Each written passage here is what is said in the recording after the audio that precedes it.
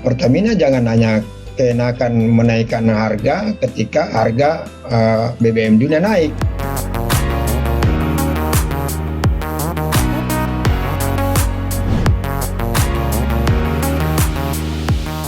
Tapi kan pernah juga terjadi harga BBM turun.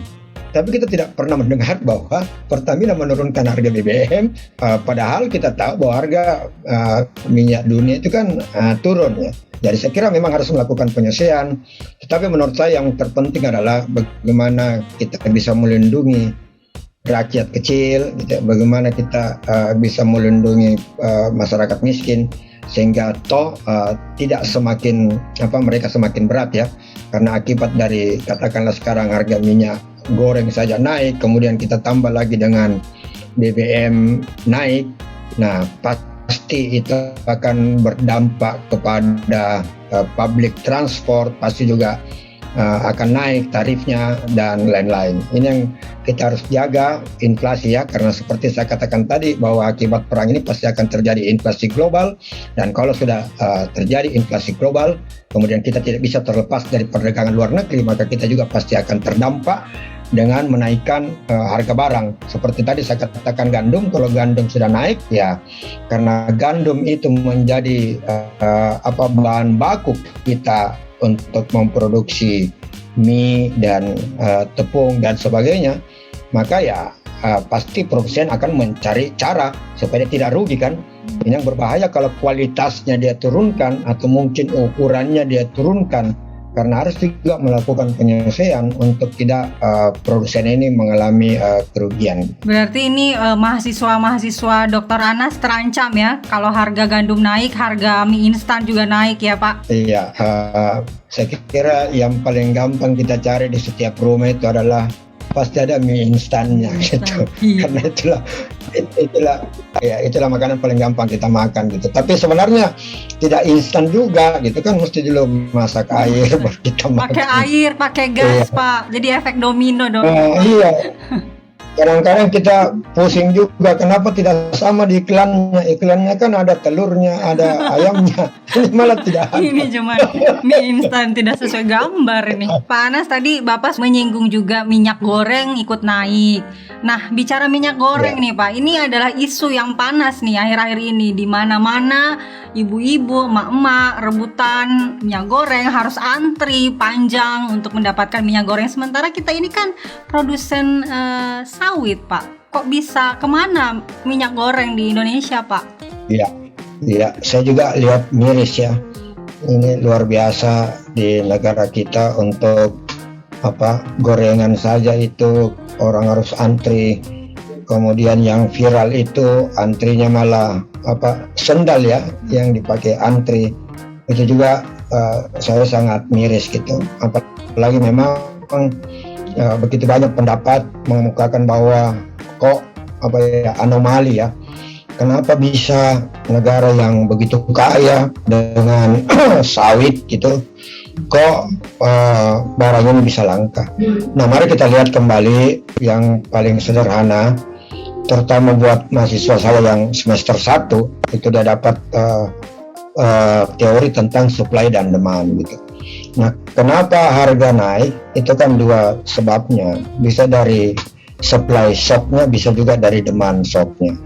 Nah, mari kita lihat satu-satu. Dari sisi permintaan, apakah memang terjadi lonjakan permintaan gitu?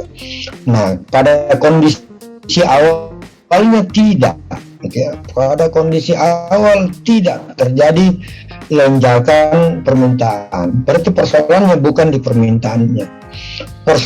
Apakah benar itu supply kurang? Nah, jadi dua hal ini harus kita perhatikan. Sebenarnya gampang untuk menyelesaikan persoalan ini. Nah, rupanya langka. Nah, ini langka barang ini. Nah, kalau dia langka, maka dalam kondisi yang seperti sekarang ini, maka selalu saja ada kelompok tertentu atau masyarakat tertentu yang akan mengambil keuntungan moral hazard. Itulah kita sebut sebagai spekulasi gitu. Nah, tinggal dilacak sebenarnya, mulai dari hulu ke hilir atau dari hilir ke hulu, kita cek gitu. Sebenarnya barang ini kurang itu ada di mana? produsen kita cek, gitu. Kemudian kita cek di pengecer, kita cek di pasar, kan bisa ketahuan itu di mana. Nah, rupanya karena akibat dari perang ini sehingga harga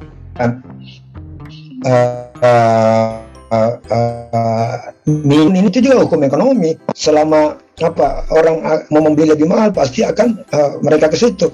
Nah, jadi pemilik kebun atau pemilik kelapa sawit ini lebih mau dia ekspor gitu karena harga lebih tinggi. Nah, disitulah yang harus diatur oleh pemerintah gitu, bahwa pasokan ini harus diatur, sekian persen yang bisa diekspor, sekian persen tidak bisa diekspor. Itulah yang akan diolah. Kan turunan dari CPO ini adalah minyak goreng gitu.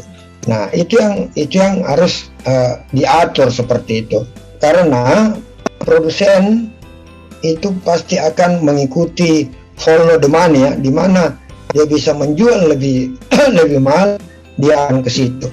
Nah, kondisi ini menurut saya yang saya paling khawatirkan adalah, jadi bukan lagi dari sisi demand-nya, dari sisi supply-nya. Toh terbukti ya, dari berita-berita kan ada yang didapat menampung barang gitu ya di gudang segala macam. Iya, karena orang menunggu kan. Kalau saya beli sekarang katakanlah 10 perak, kemudian saya berekspektasi bahwa harga itu akan lebih tinggi, saya tahan ini barang. Nah, sekarang harus konsisten pemerintah terhadap orang-orang seperti itu gitu. Kalau memang jelas bahwa mereka menampung barang ini, itu tidak bisa main-main gitu. Harus ditindak dengan tegas. Nah, ya saya mau katakan yang saya paling khawatir adalah di sisi demand-nya. Itu yang kita sebut sebagai panic buying. Nah, karena sekarang masyarakat akan begitu terus, sehingga sebenarnya dia hanya butuh, katakanlah hitungan liter ya, katakanlah dia hanya butuh dulu 5 liter untuk 1 bulan, misalnya seperti itu. Nah, ini yang muncul panic buying, orang akan membeli lebih banyak lagi. Nah, ketika orang panik gitu mau membeli lebih banyak, berarti kan demand lagi yang terganggu, permintaan melonjak. Nah, ini kalau tidak diatasi, maka kelangkaan itu bukan lagi yang tadi saya jelaskan, bukan lagi berasal dari supply-nya, tapi lebih berbahaya juga kalau panic buying ini, sehingga masyarakat juga meningkatkan permintaan, maka barang ini pasti akan semakin langka. Pemerintah harus membuat keputusan yang tepat untuk hal ini. Tapi sebenarnya enak juga ya, supaya kurang-kurang kolesterol, kita tidak pakai minyak goreng lagi. Banyak rebusan kita kukus ya, kita minyak goreng banyak rebusan gitu. Bagus juga sebenarnya, supaya kita tidak terlalu kurang-kurang kolesterol. Iya Pak, tapi bagi ibu rumah tangga ini sangat tidak bagus Pak. Nah, itu bagaimana menurut Bapak strategi atau langkah yang diambil pemerintah saat ini? Apakah sudah mengarah ke solusi yang tadi Bapak katakan? Iya, jadi yang pertama, ini yang saya takut dari dua sisi ya, supply dan demand. Posisi supply, pemerintah harus turun ke lapangan dengan menjual barang itu dengan harga yang sebenarnya.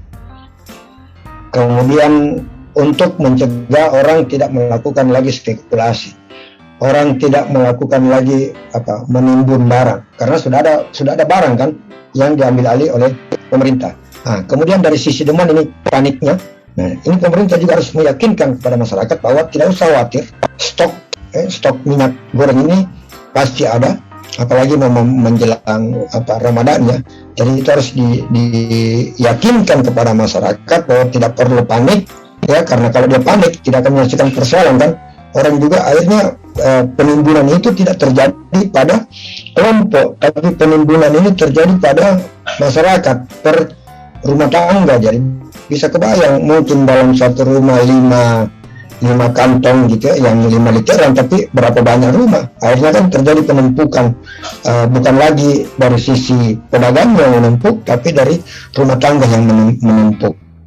Nah, itu pasti akan terganggu lagi supply barang, dan kalau itu terjadi ya akan lama, tidak bisa akan lama ini emak-emak ini menderita akibat dari kurangnya minyak goreng itu. Berarti poinnya adalah pemerintah harus lebih tegas lagi dalam melakukan langkah-langkah antisipasi kelangkaan minyak goreng ini ya Pak. Itulah gunanya pemerintah. Ya. Itulah gunanya pemerintah yang mampu dan harus mampu membuat kebijakan untuk melindungi seluruh rakyat di negara ini sehingga orang bisa tenang, gitu ya.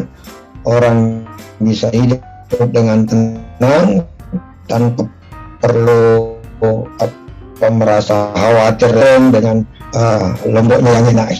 Itu yang utama saya kira. Tapi ini sudah berbulan-bulan Pak kelangkaan minyak goreng ini yang hampir di seluruh wilayah di Indonesia.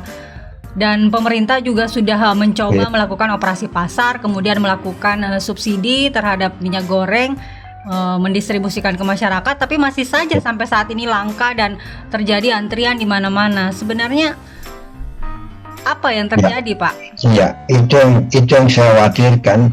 Ini sekarang bukan lagi yang terjadi sekarang sudah panik gitu. Kalau menurut saya sekarang ini sudah panik.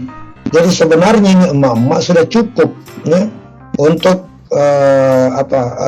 konsumsi mungkin sampai bulanan.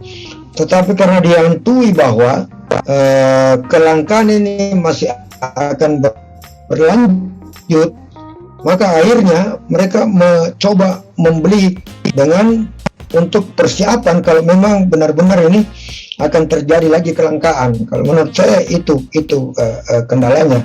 Nah, jadi tinggal sekarang ya pemerintah yakinkan ke masyarakat gitu. Siapa lagi yang masyarakat mendengar kalau bukan pemerintah gitu. Yakinkan saya bahwa stok pasti ada.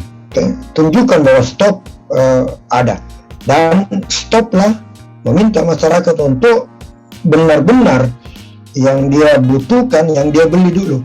Karena kalau tidak, saya khawatir ini masih akan panjang. Kemudian itu tadi, kalau memang perlu ya demi rakyat, demi negara kita stop ekspor CPO.